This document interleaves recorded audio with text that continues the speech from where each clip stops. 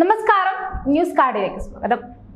Indian space research association മേധാവിയും മലയാളിയുമായ S Somnath അടുത്തിടെയാണ് തന്നെ ബാധിച്ചിരിക്കുന്ന അർബുദത്തെക്കുറിച്ച് വെളിപ്പെടുത്തൽ നടത്തിയത്. ആദിത്യ L1 ദൗത്യത്തിന്റെ വിക്ഷേപണ ദിവസമാണ് തനിക്ക് വയറിലെ അർബുദം സ്ഥിരീകരിക്കപ്പെട്ടതെന്നും ISRO ചെയർമാൻ പറഞ്ഞിരുന്നു. ഇപ്പോൾ ശസ്ത്രക്രിയയും കീമോതെറാപ്പിയും എല്ലാം കഴിഞ്ഞ് അർബുദത്തെ അതിജീവിച്ചു വരികയാണെന്നും സോമനാഥ് പറഞ്ഞിരുന്നു. ഇന്ത്യയിൽ പുരുഷന്മാർക്ക് സാധാരണ വരുന്ന അർബുദങ്ങളിൽ 5ാം സ്ഥാനത്തും സ്ത്രീകളിൽ വരുന്ന അർബുദങ്ങളിൽ 7ാം സ്ഥാനത്തുമുള്ളതാണ് ഉദര അർബുദം. ആഗോളതലത്തിൽ തന്നെ അർബുദം മൂലമുള്ള മരണങ്ങളിൽ 2ാം സ്ഥാനത്താണ് വയറിലെ അർബുദം മൂലമുള്ള മരണങ്ങൾ. വയറിന്റെ ആവരണത്തിലെ കോശങ്ങളുടെ അനിയന്ത്രിതമായ വളർച്ചയാണ് ഉദരത്തിലെ അർബുദം ആരംഭിക്കുന്നത്. ആദ്യഘട്ടത്തിൽ പലർക്കും ഈ അർബുദം മൂലമുള്ള ലക്ഷണങ്ങൾ പ്രത്യക്ഷമാകുന്നില്ല എന്നും ഹാർവാർഡ് മെഡിക്കൽ സ്കൂളിലെ വിദഗ്ധർ പറയുന്നു. 60 വയസ്സിന് മുകളിലുള്ളവരിലാണ് പൊതുവെ ഉദര അർബുദം നിർണയിക്കപ്പെടാറുള്ളത്.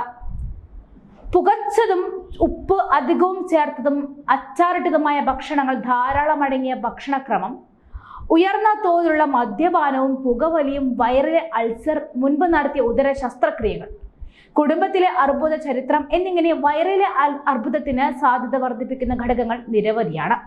അഡ്നോകാർസിനോമ, gastro intestinal stromal tumour, gastro intestinal neuro endocrine tumour, primary gastric lymphoma എന്നിങ്ങനെ ഉദര അർബുദങ്ങൾ പലതരത്തിലുണ്ട്.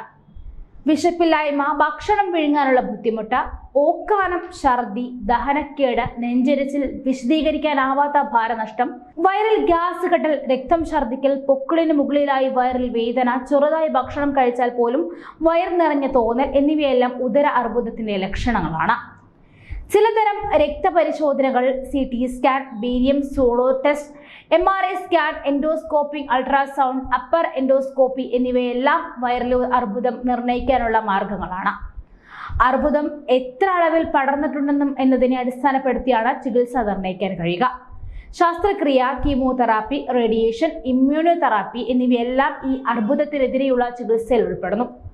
രോഗത്തിന്റെ തീവ്രത അനുസരിച്ച് ഇതിൽ ഏതെങ്കിലും ഒന്നോ ഒന്നിലധികം ചികിത്സകളോ ഡോക്ടർമാർ നിർദ്ദേശിക്കാറുള്ളതാണ്. സൂക്ഷിക്കുക, എന്തെങ്കിലും ഈ പറഞ്ഞ ലക്ഷണങ്ങൾ എന്തെങ്കിലും നമുക്ക് കാണപ്പെടുകയാണെങ്കിൽ എത്രയും പെട്ടെന്ന് ഡോക്ടറെ കണ്ട് അതിനുള്ള ചികിത്സ കണ്ടുപിടിക്കുക.